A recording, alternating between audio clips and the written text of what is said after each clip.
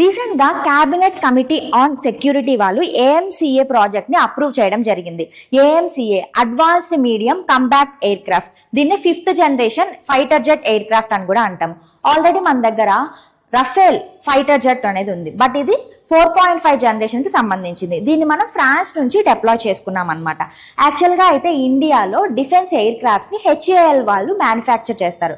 Hindustan aeronautic limited వాళ్ళు దీన్ని manufacture చేస్తారనమాట. For the first time private institutions or private organisations వాళ్ళు ఇన్వాల్వ్ అవుతున్నారు ఈ మ్యానుఫ్యాక్చరింగ్ లో. సో హెచ్ఏఎల్ అనేది ఈ ప్రైవేట్ ఆర్గనైజేషన్స్ తో కంపీట్ అవ్వాల్సి ఉంటుంది అనమాట. ఈ ప్రాజెక్ట్ ని డిఆర్డిఓ వింగ్ అయిన ఏడిఎల్ ఏరోనాటిక్ డైనమిక్ లిమిటెడ్ వాళ్ళు దీన్ని మేనేజ్ చేస్తారనమాట.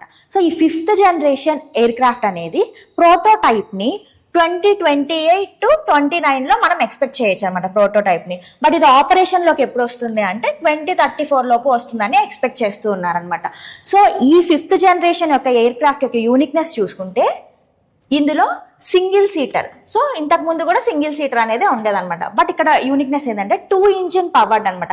ఇందులో 2 ఇంజిన్స్ ఉంటాయి.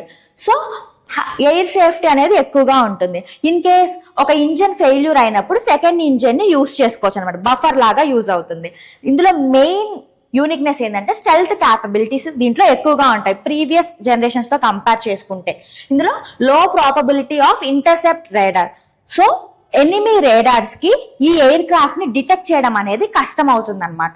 అలానే agile air frames with super cruise, so super sonic speeds లో కూడా ఇది ట్రావెల్ అయ్యే క్యాపబిలిటీ దీనికి ఉంది. అడ్వాన్స్డ్ ఏవియానిక్స్ ఉన్నాయన్నమాట.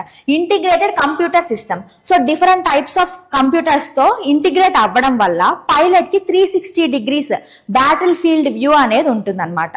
సో ఇది దీని యొక్క యూనిక్నెస్. అండ్ దీన్ని మల్టీపర్పస్ కోసం యూజ్ చేయొచ్చు, like Indian air force use చేయొచ్చు, ఇండియన్ నేవీలో కూడా దీన్ని యూజ్ చేసేలాగా డెవలప్ చేస్తున్నారనమాట.